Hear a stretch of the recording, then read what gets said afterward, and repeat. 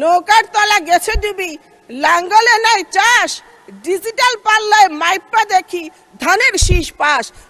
বলে আমার প্রিয় নেতাকে স্মরণ করছি। মাননীয় স্পিকার, আমার মতো অনেকের জীবন বদলে দেয়া নেত্রী, বৈষম্য বিরোধী আন্দোলনে ছাত্র নেতাদের ভাষায় যিনি 17 বছরের আন্দোলনে সিম্বল অফ প্রোটেস্ট, মা মাটি মানুষের নেত্রী বেগম খালেদা জিয়াকে আমি শ্রদ্ধা ভরে স্মরণ করছি। আমরা ফেনীর মানুষ একটি স্লোগান দিতাম, ফেনীর মেয়ে খালেদা, গর্ব মোদের আলাদা। আমাদের সেই স্লোগান আকাশের তারায় মিশে গেছে। মাননীয় স্পিকার, মাননীয় প্রধানমন্ত্রীর প্রতি আমি কৃতজ্ঞতা প্রকাশ করছি। মাননীয় মহাসচিব সহ স্থায়ী কমিটির সকল সদস্যদের প্রতি আমি কৃতজ্ঞতা প্রকাশ করছি আমাকে এখানে আসার সুযোগ করে দেওয়ার জন্য। মাননীয় স্পিকার, আমাদের অর্থমন্ত্রীর দিকে একটু তাকিয়ে দেখুন। আমাদের অর্থমন্ত্রী অনেক স্মার্ট, সময়টা অনেক খারাপ। এই খারাপ সময়ে আমাদের স্মার্ট অর্থমন্ত্রী, যোগ্য অর্থমন্ত্রী যেই বাজেট দিয়েছেন, আমাদের সুযোগ্য মহাসচিব বলেছেন এই বাজেট ক্রিয়েটিভ বাজেট। এই বাজেটকে নিয়ে অনেকে সমালোচনা করেছেন, আবার অনেকে বলেছেন বাজেট ভালো হয়েছে, কিন্তু বাস্তবায়ন করতে পারবেন তো? মাননীয় স্পিকার, এই সরকারের বয়স 4 মাস, এখনো প্রশাসনের বিভিন্ন চেয়ারে আওয়ামী লীগের দোষর নয়, আওয়ামী লীগের নেতারা বসে আছে। তারা সরকারকে সহযোগিতা করছে না। এই দুষ্ট চক্রকে চেয়ারে বসিয়ে রেখে কতটুকু বাজেট বাস্তবায়ন করতে পারা যাবে ভেবে দেখার সময় হয়েছে। মাননীয় স্পিকার, মাননীয় স্পিকার, জাতীয় রাজস্ব বোর্ডের কর্মকর্তারা সরকারের রাজস্ব আদায়ের চেয়ে নিজের রাজস্ব আদায়ে বেশি ব্যস্ত থাকে। রাজস্ব বাড়াতে হলে রাজস্ব বোর্ডে সার্জিক্যাল অপারেশন প্রয়োজন। মাননীয় স্পিকার, মাননীয় স্পিকার, আপনার মনে আছে নির্বাচনের আগে একটি দল নির্বাচন না করার ষড়যন্ত্র হিসেবে পিআর বলে টিকটক করছিলেন?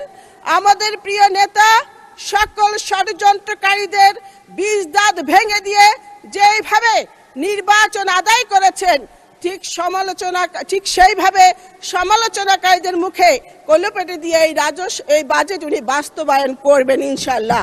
মাননীয় স্পিকার, জাতীয় সংসদের বর্তমান বিরোধী দল জাতীয় পার্টির মতো মিও মার্কা বিরোধী দল নয়। চেয়ে দেখেন কেমন সাদা সাদা ঝকঝকা ফকফকা সত্যিকারের একটি বিরোধী দল। উনারা যখন বাজেট নিয়ে সমালোচনা করেন আমরা কিছু মনে করি না, কিন্তু উনারা যখন বলেন যে উনাদের 168 সিট পাওয়ার কথা ছিল, বিএনপি ইঞ্জিনিয়ারিং করে তাদেরকে 68 সিট দিয়েছে, কথাটা সত্য নয়। আমি নির্বাচনের আগে ফেনীর এক নারী ভোটারকে জিজ্ঞেস করেছিলাম ভোটের কি অবস্থা। ওই নারী ভোটার আমাকে বলেছিল নৌকার তলা গেছে ডুবি, লাঙ্গলে নাই চাষ, ডিজিটাল পাল্লায় মাইপা দেখি ধানের শীষ পাস।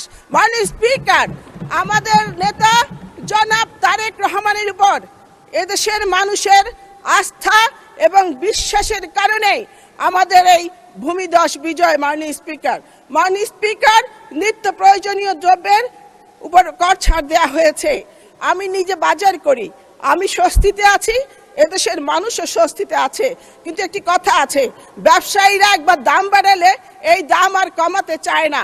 আজকে আমাদের কাছে ভোক্তাদের কাছে আপনার এই সুযোগ যদি দেয়া হয় তাহলে ওই বাজারকে জোর মনিটরিং করার আমি দাবি জানাচ্ছি, যাতে আমাদের মতো সাধারণ মানুষরা এই সুযোগটা পায়। মাননীয় স্পিকার, ব্যাংকের শৃঙ্খলা ফিরিয়ে আনার কথা বলা হয়েছে। ব্যাংকের হিসাব খুলতে টিআইএন যে বাধ্যতামূলক করার যে প্রস্তাব এবং সঞ্চয়পত্রের 10% কর কাটার যে প্রস্তাব, এই প্রস্তাব আমি প্রত্যাহার করার দাবি জানাচ্ছি। মাননীয় স্পিকার, কয়েকটি ব্যাংকের মালিক, ব্যাংক লুটেরা, ব্যাংক ঠেকো, ব্যাংক ডাকাত কয়েকটি ব্যাংক গিলে খেয়ে ফেলেছে। তারা গ্রাহকের টাকা লুট করেছে, লুট করে তারা বিদেশে আরামে আয়েশে জীবন যাপন করছে।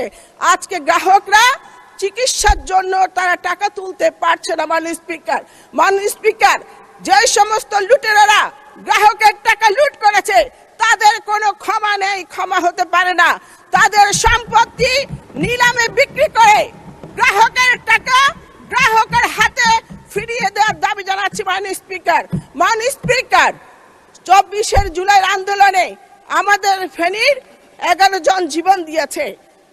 তাদের পরিবার আমি এমপি হবার পর আমার সাথে এসে দেখা করে তারা পুলিশ প্রশাসন এবং আদালতের প্রতি ক্ষোভ প্রকাশ করে বলেছে পুলিশ প্রশাসন আসামিদের ধরছে না, আবার ধরলেও আদালত তাদের জামিন দিয়ে দিয়েছে।